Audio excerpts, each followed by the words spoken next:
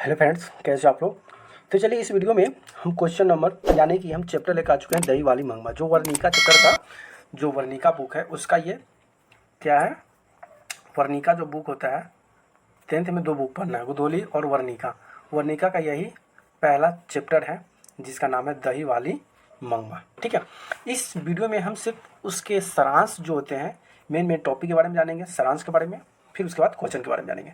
तो सबसे पहले हम स्टार्ट करते हैं कि दही वाली मंगमा के लेखक का नाम है श्रीनिवास। अगर आपसे क्वेश्चन में पूछा जाएगा कि दही वाली मंगमा के लेखक कौन है, श्रीनिवास, पहला क्वेश्चन आ गया यहाँ से। उसके बाद पूछेगा कि जन्म कर्नाटक से बेंगलुरु में 6 जून 1891 था। अब पूछा जाएगा दही वाली जो मंगमा है श्रीनिवास जो है उनका जन्म कब हुआ था, 6 जून 1891 में हुआ था कर्नाटक में। मृत्यु हुई थी 6 जून 1896 ईस्वी में। इनका पूरा नाम मस्ती वेंकटेश अव्ययगार था। यह कन्नड़ साहित्य के प्रतिष्ठान रचनाकार में से एक थे। ठीक है, चलिए आगे क्या कहता है कि हिंदी अनुवाद B.R. नारायण के द्वारा किया गया। अब इससे रिलेटेड क्या क्या कर रहा है उसके बारे में समझते हैं। पाठ का परिचय क्या कहता है कि यह प्रस्तुत दही वाली मंगमा भाव प्रधान कहानी है। इसमें 2 पीढ़ी की भावनाओं को लेखक ने बड़े ही स्वाभाविक ढंग से प्रस्तुत किया है। कहानी एक दही बेचने वाली की है जो परिवार के सब अपने धाक जमाती रहती है, जबकि बहू अपने अधिकार का त्याग करना अपना अपमान समझती है। और कहानी का आरंभ दही वाली मंगमा के दही बेचने से ही होता है। पूरा कहानी जो दही बेचने पर ही निर्भर है। ठीक है, अब इसका संक्षिप्त में सारांश जान लेते हैं। ठीक है, क्या कहता है कि मंगमा अवलू के समीप वेंकटमपुरी रहने वाली थी और रोज दही बेचने बेंगलुरु आती थी। वहाँ आते जाते मेरे पास बैठती और अपनी बातें करती। अब वहाँ पे जब वेंकटन के रहने वाली थी और वहाँ पे जब भी जाती दही बेचने बेंगलुरु, तो वहाँ पे एक महिला से बार हमेशा दही बेचती और उससे बात किया करती।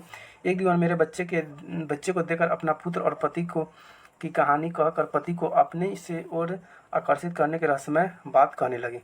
अब दही बेचती है, अपनी कहानी सुनाती है, तब उसी में कहती है कि अपने पति को वश में कैसे किया जाता है, यही सब बात बताती है। आदमी को अपने वश में रखने का 3-4 अपना अनुभव गुण भी बताया।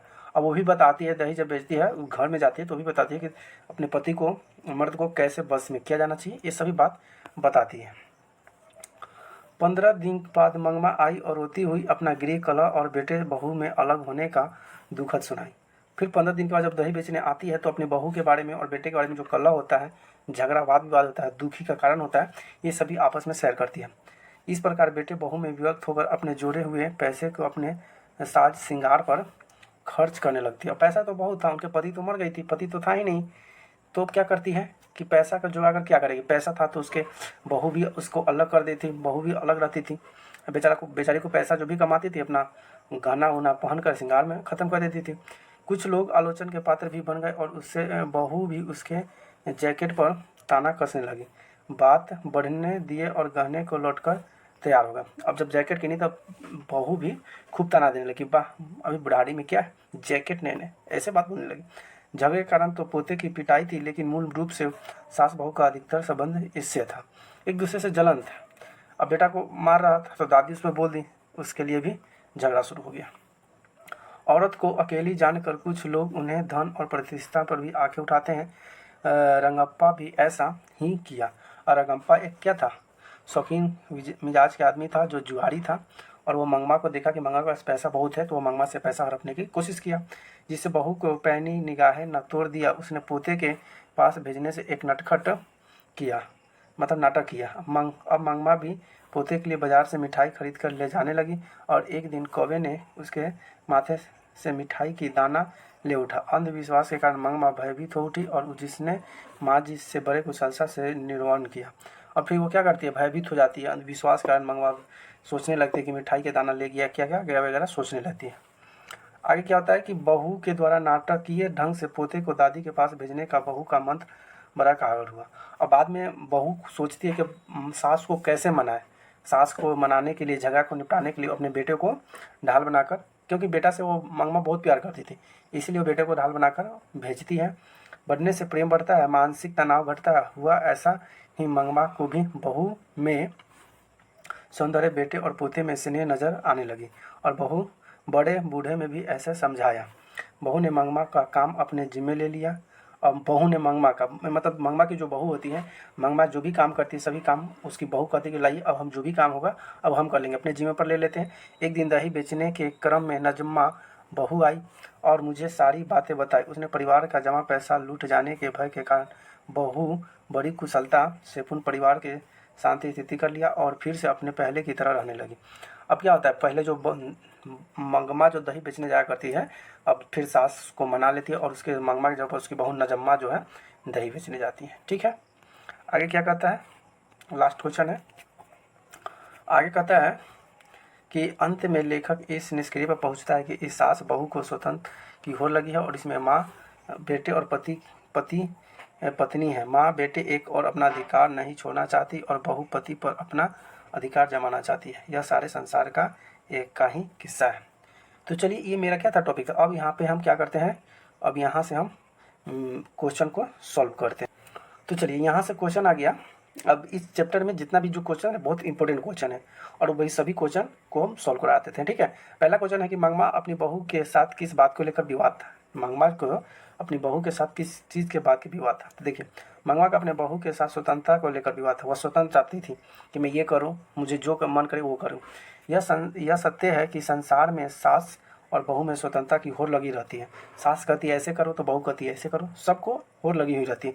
माँ बेटे ना अपना अधिकार जमाना चाहती है और मंगमा की बहू अपने पति पर। सही बात है, माँ कहती है कि बेटा मेरा है तो सास, बहू कहती है कि नहीं ये पति मेरा है। तो ऐसा अधिकार सभी आपस में जमाना चाहती है। मंगमा ने बहू ने किसी बात को लेकर वो अपने बेटे को खूब पिटाई की। अपने पोते की पिटाई के दुखी होकर वो अपने बहू को भला बुरा कह दी और अधिकार की मंगमा अपनी बहू पर विवाद हो गया। अब बेटा को कुछ गलती के लिए बेटा को नजम्मा मारा, मतलब मंगमा की बहू।